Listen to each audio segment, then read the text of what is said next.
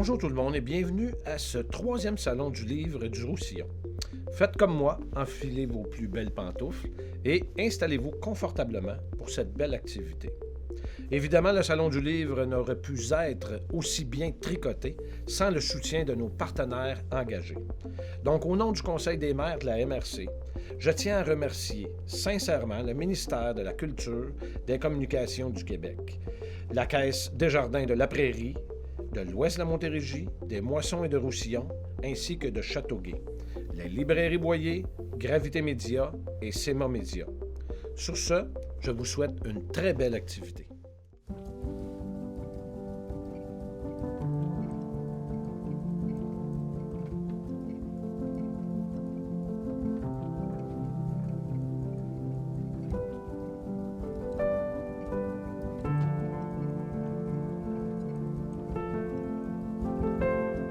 Mary-Lou Addison évolue dans le paysage littéraire depuis une vingtaine d'années.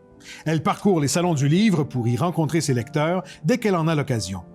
Elle écrit surtout pour les jeunes, mais elle perce aussi dans la littérature pour adultes en publiant autant des romans d'horreur que des romances. Une de ses séries à succès est sans conteste Le Journal de Dylan, qui lui a permis de toucher le cœur de plus de 125 000 jeunes. Ses personnages sont bien ancrés dans la réalité et Mary-Lou n'hésite jamais à parler de sujets les plus tabous. Le 12e tome à paraître dans la série porte le sous-titre Popcorn Rose et aborde une thématique tout à fait d'actualité, soit le racisme. En effet, la jeune Dylan prendra conscience du racisme chez les gens qui l'entourent lorsque son père se fera une nouvelle amoureuse.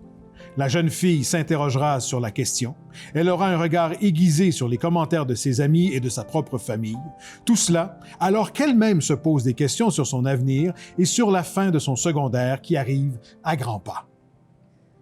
Lundi 16 janvier, 9h08. Je viens de terminer mon premier cours en ligne. C'était ultra plate, ultra ennuyant et ultra difficile de rester concentré. Mais ça, le prof ne semblait pas s'en rendre compte. Il nous a bombardé de matière en espérant que ça nous rentre dans la tête. Le tout alors que le son coupait toutes les 30 secondes et que son image figeait sans arrêt. De mon côté, j'étais encore à l'étape d'essayer de comprendre comment fonctionnait mon micro. Je crois d'ailleurs l'avoir activé sans le vouloir, car Mira s'est mise à m'écrire pour me dire qu'on m'entendait dire des gros mots. Émile m'a texté des bonhommes qui pleuraient de rire.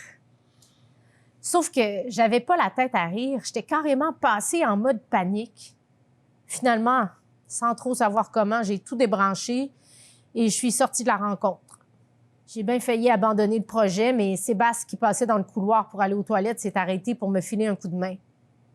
Comme je le disais, il est vraiment meilleur que moi avec la technologie. Enfin, j'ai réussi à retourner dans le cours, mais là, tout s'est éteint d'un coup. Heureusement, cette fois, c'était pas ma faute, mais tout simplement parce que l'électricité venait d'être coupée. Je me suis levée car la lumière était fermée et il faisait un peu sombre dans ma chambre. Je suis donc allée ouvrir bien grand les rideaux.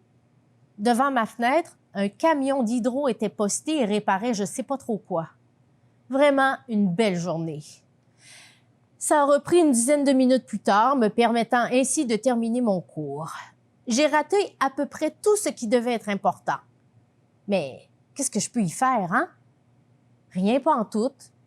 Anna a promis de m'envoyer ses notes de cours, au moins. Là, on doit entamer notre 2e cours, mais j'ai pas reçu de message pour y accéder. 9h26. C'est d'ailleurs un peu long.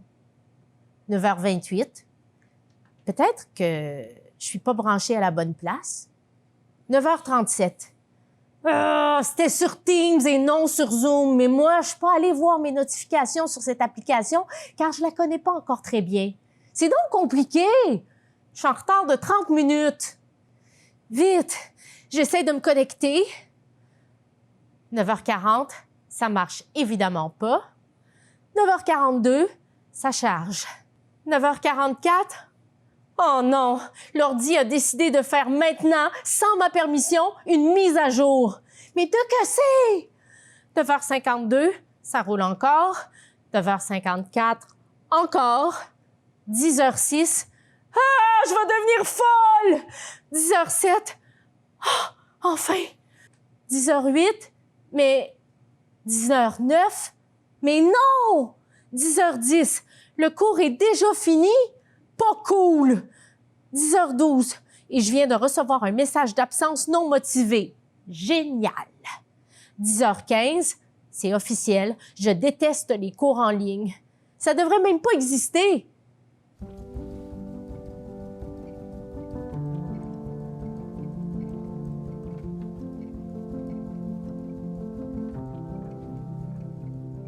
En secondaire 2, dans les années 70, Lucie Dore, dans le cadre de son cours de français, a inventé une histoire d'extraterrestres pour répondre à une exigence de composition littéraire. La professeure lui a décerné une excellente note autant pour la qualité du texte que pour la créativité et l'originalité de son histoire. Elle l'a même lu devant toute la classe. Sans le savoir, cette professeure venait de semer une graine de rêve qui allait germer beaucoup d'années plus tard. Au cours des années, Lucie Dore a beaucoup lu d'histoires à ses enfants et ses petits-enfants. En 2016, elle est devenue bénévole lectrice dans le cadre du programme Lire et faire lire qui s'adresse aux enfants de 5 à 8 ans dans les écoles. Forte de ses expériences avec les jeunes enfants, elle décide d'écrire et illustrer sa propre histoire jeunesse. Elle a créé une histoire pour encourager les enfants à avoir des rêves et à croire qu'ils peuvent se réaliser. En 2018, elle publie son histoire « Le chat qui rêvait d'aller sur la Lune ». C'est l'histoire d'Apollo, un beau chat noir et blanc qui passe beaucoup de temps assis devant la fenêtre à regarder la Lune. Son plus grand rêve, aller s'y promener. David, l'astronaute, pourra-t-il l'aider à réaliser son rêve un peu fou? Ce rêve, réalisé par Madame Dore, en a entraîné un autre puisqu'en 2020, en complicité avec ses 2 petits-enfants comme auteurs, elle a publié à titre d'illustratrice l'album « Les aventures de Spot », un écureuil rusé, et le livre du style Big, Le monde magique. Ces 2 livres ont permis à Charles et Florence, âgés de 7 et 9 ans, de réaliser à leur tour un rêve. Apollo est un beau chat, noir et blanc. Il vit dans une maison douillette, bien à l'abri du froid et de la pluie. Il passe ses journées à dormir, à manger et à regarder les oiseaux par la fenêtre. Mais la nuit venue, on trouve Apollo bien installé devant la fenêtre à regarder la Lune. Apollo est encore dans la Lune, ricanent Kiwi et Ribambelle. Non, je ne suis pas dans la Lune. Je rêve d'aller me promener sur la Lune, riposte Apollo. Ribambelle et Kiwi se tordent de rire, car ils savent bien que son rêve est impossible. Le jour J est arrivé. C'est aujourd'hui que la navette décolle pour la Lune. David et Apollo sont installés dans la navette. La famille d'Apollo, elle, est bien installée dans la salle privée de la NASA pour voir le décollage. Le compte à rebours est en marche. 10, 9, 8, 7, 6, 5, 4, 3, 2, 1. Lift-off, décollage.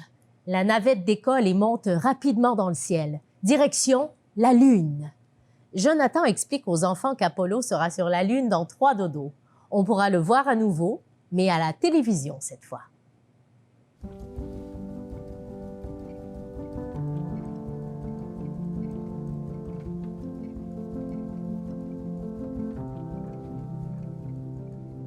Maryse Peskens a longtemps travaillé auprès d'enfants handicapés et de personnes âgées. Sexologue de formation, elle a animé de nombreux ateliers et conférences dans différents milieux, organismes communautaires, écoles, centres de détention, etc. Ces dernières années, elle a ralenti la cadence pour se consacrer davantage à sa famille. Elle en a aussi profité pour se mettre à l'écriture, non seulement par pur plaisir, mais aussi pour exprimer de façon fantaisiste quelques-unes de ses observations et de ses pensées. L'École des gars, son premier roman, est né d'une réflexion portant sur la condition des jeunes garçons dans notre système scolaire actuel. Cette histoire se veut une réponse amusante et originale aux frustrations et aux difficultés vécues par certains élèves et leurs parents. Le roman a d'ailleurs été lauréat ou finaliste à de nombreux prix. Maryse Peskens s'est bien amusée en imaginant les aventures de 30 gars affectueusement surnommés les petits tannants bourrés de talent, supervisés par une équipe d'enseignants passionnés. Tout comme ses jeunes héros, l'auteur a un petit faible pour Foin-Foin. Et depuis, il ne cesse de faire du bien aux jeunes. La série L'École des gars compte maintenant 5 romans ainsi que des petits romans pour les plus jeunes de premier et deuxième cycle du primaire. L'auteur a aussi écrit des romans très inspirants et éducatifs pour les adolescents, Tout pour plaire et La première fois. L'école des gars. À ce moment précis, un bruit de klaxon retentit. Ah! C'est mon autobus. Ouais, il est déjà arrivé. Le garçon se précipita vers la porte d'entrée. Calmement, sa mère le ramena à l'ordre. « Rémi, tu es sûr que tu as tout ce qu'il te faut? » Son fils revint rapidement sur ses pas. Mon sac d'école, ma boîte à lunch. J'allais presque les oublier. Presque. T'as bien vérifié qu'il ne te manque rien? Sous le regard médusé de Joliane, Rémi vida son sac à dos. Il contenait un fusil à eau, des ballons gonflables, 3 balles de tennis et une rondelle de hockey, des souliers de course, de soccer, de bowling et des sandales de plage, un maillot de bain et des lunettes de plongée. Je crois que tout y est. Bye, man! Presque inquiète, la petite sœur maternante s'assura que ces articles inusités étaient réellement inscrits sur la liste des faits scolaires de Rémi. « Oui, ma belle, c'est exactement ça. »« Alors, maman, pas de crayon, de classeur à anneaux, de duotang, de gomme à effacer, de feuilles mobiles, de calculatrice? » Non, tout ça est fourni par l'école des gars. L'école demandait aux parents de s'occuper des articles de sport et de divertissement. Incroyable! Comme la pendule de la cuisine indiquait 7h30, elle se dirigea vers la chambre pour s'habiller.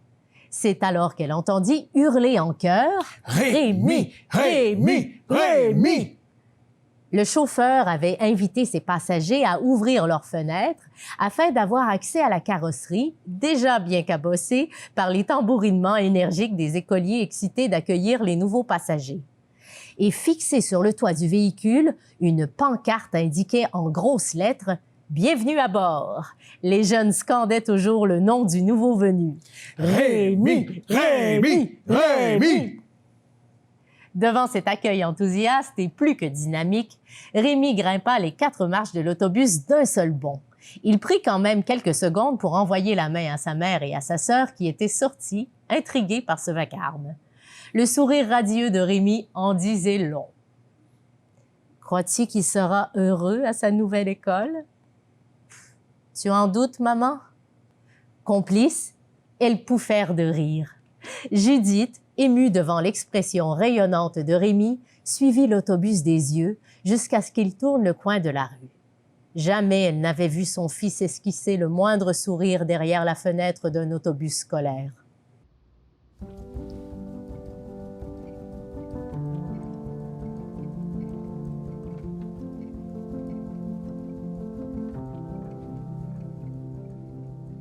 Prisca Poirier est conférencière en littérature jeunesse. Chaque année, elle sillonne les routes du Québec et du Canada francophone, rencontrant un peu plus de 10 000 élèves afin de leur partager son amour de la lecture et de l'écriture. En 2009, elle publiait le premier tome de la série fantastique Le Royaume de Lénacie, dont les 7e et 8e livres paraîtront au cours de l'année 2021. En 2014, ces romans faisaient leur apparition dans les librairies françaises. Cette année-là, Prisca publiait la série de science-fiction Seconde Terre, dont le tome 1 a remporté à 2 reprises les prix des univers parallèles. Depuis 2017, elle écrit la collection Les Éternels. Et en 2019, ses 2 guides pratiques sur la dyslexie et la dysorthographie, des troubles d'apprentissage en lecture et en écriture, étaient édités et partaient également faire leur chemin sur le vieux continent. Nous vous présentons, dans quelques minutes, un court extrait de Retour aux sources, 6e tome de la collection Le Royaume de Lénacie. Dans ce livre, Marguerite apprendra à ses 2 filles qu'elles sont, comme elle, des sirènes, c'est-à-dire qu'elles ont la possibilité de vivre aussi bien sur Terre comme humaines que dans l'eau en tant que sirènes. Ensemble, elles descendront dans les profondeurs de l'océan Atlantique pour rejoindre Lénacie. Malheureusement, dès leur arrivée, Marguerite sera dans l'obligation de partir pour la nouvelle cité Norica. Ces filles se retrouveront donc seules pour affronter des créatures et des défis qu'elles n'auraient jamais pu imaginer. À la 2e ronde, sa sœur passa avant elle et tint les 3 bulles exigées. Puis, ce fut son tour. Elle se concentra comme Tyrone le lui avait appris. Elle alluma les dents de son arme, les fit virer à l'orange et lança un rayon jaune qui entoura le petit poisson.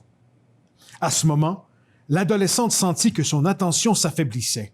Elle fronça les sourcils et tendit davantage son trident vers l'avant. Plutôt que de devenir plus vigoureux, son faisceau lumineux se resserra. Elle n'eut que le temps d'entendre Yana et une autre fille crier que le poisson explosa. « Wesh! » hurla sa jumelle. « T'as écrasé le poisson au centre de ton rayon! » Le dégoût et surtout la gêne envahirent Océane. Yana se déplaça vers un panier contenant des crustacés. Elle en saisit un au hasard et s'approcha d'Océane. « Tu réussiras mieux maintenant. Ce jeu est excellent pour apprendre à se concentrer. Avoir un homard accroché à ta nageoire te force à te démener pour ne pas en obtenir un deuxième. » Les autres approuvèrent de la tête, et Océane comprit qu'ils étaient sans doute tous déjà passés par là. Elle prit une grande goulée d'eau et décida de voir ça un peu comme une initiation ou un apprentissage à la dure. Elle serra les dents et laissa Yana installer le homard sur sa queue. Ça n'avait rien d'agréable, mais s'avérait quand même moins douloureux qu'elle ne l'avait imaginé. Une troisième ronde débuta. Cette fois, il fallait tenir pendant 4 bulles. Delphine échoua et hérita d'un premier homard. Puis ce fut à Océane. C'était vrai que le crustacé agrippé à elle l'aidait. La sensation lui déplaisait et elle ne voulait pas manquer son coup. Hélas, elle sentit son rayon faiblir et, plutôt que d'assassiner un autre poisson, elle lâcha prise. Un deuxième homard fut accroché à sa nageoire. Le problème avec les tours de plus en plus longs, ce n'était pas seulement qu'elle devait maintenir son faisceau plus longtemps, c'était aussi que chacun des participants prenait de plus en plus de temps pour accomplir son exploit, donc qu'elle devait conserver les homards de plus en plus longtemps aussi. Or, le premier commençait vraiment à lui faire mal. Elle avait l'impression qu'une dizaine de grosses aiguilles pénétraient sa peau. L'idée que ça pouvait devenir dangereux lui traversa l'esprit. Delphine venait de se voir attribuer un deuxième crustacé et Océane un troisième. Aucun des autres sirènes n'en avait encore un. 2 d'entre eux avaient réussi de justesse l'épreuve des 4 bulles et Océane se mit à souhaiter qu'ils échouent au tour suivant. Qu'est-ce qui met fin à votre jeu, donc? Porter 4 homards ou perdre sa nageoire? Personne n'a jamais perdu sa nageoire à ce jeu. Il faudrait vraiment pas être fait fort. La limite, c'est 5 échecs. 5? Se répéta Océane, pendant que l'angoisse l'envahissait. La dernière bête la pinçait si solidement que l'adolescente avait l'impression que la douleur irradiait jusqu'à sa hanche. Jamais elle ne tiendrait le coup. Une nouvelle ronde débuta. Et encore une fois, tout le monde réussit, même Delphine qui sembla trouver en elle l'énergie et la concentration nécessaires. Elle envoya d'ailleurs un regard d'encouragement à sa jumelle. Océane prit une grande goulée d'eau et fit rougir les dents de son arme. Toutefois, elle souffrait tellement qu'elle n'y mit qu'un tout petit rayon. Lorsque Yana s'approcha avec un 4e homard, la jeune Sirmène capitula. « C'est bon, j'ai perdu. Range celui-ci et enlève-moi les autres. » Mais voyons, ça marche pas comme ça. Tu joues jusqu'au bout ou tu commences pas. Océane, s'il te plaît. T'es capable. Non, ça fait vraiment trop mal. Bien sûr que ça fait mal. Et puis après, tu serres les dents et tu continues, c'est tout.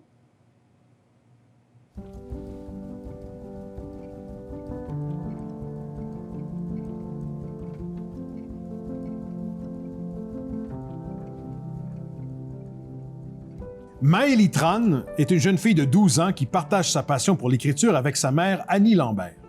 En 2019, elle publie en tant que co-auteur ses 2 premiers romans jeunesse de la série Zoé Zabé, de bas en haut et de A à Z.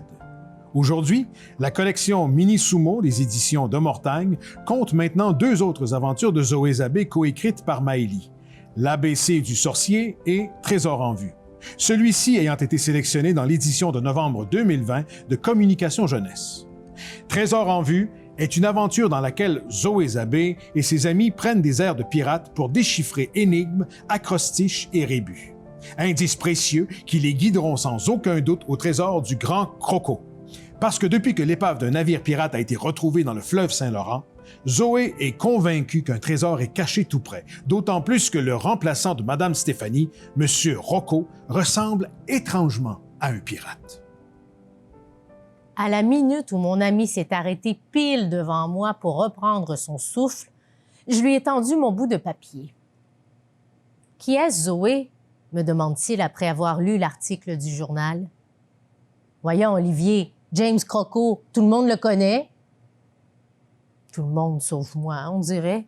« C'est le plus grand pirate de tous les temps. Il a vogué sur les mers du monde entier et pillé des centaines de navires. Son trésor doit être gigantesque. » Je m'imagine, moi, Zoé Zabé, faire partie de son équipage. Au beau milieu de la mer, je frotte à quatre pattes le pont de son navire avec une brosse à dents. Derrière le gouvernail, James Croco regarde au loin dans sa longue vue. Il est à la recherche du prochain bateau qui va attaquer. Sur son épaule, son fidèle perroquet me surveille. Olivier me dévisage avec des yeux de merlan frit. Il semble essayer de comprendre ce qui m'excite autant. Je poursuis. On dit qu'il possède les meilleures cachettes et que son trésor reste introuvable. Il est super malin. Tu imagines si on mettait la main dessus? Zoé, son trésor pourrait être n'importe où sur la planète. Pourquoi penses-tu que James Croco l'a caché ici? Réfléchis, Olivier. Si on a retrouvé son bateau près d'ici, c'est forcément parce qu'il est revenu récupérer son butin.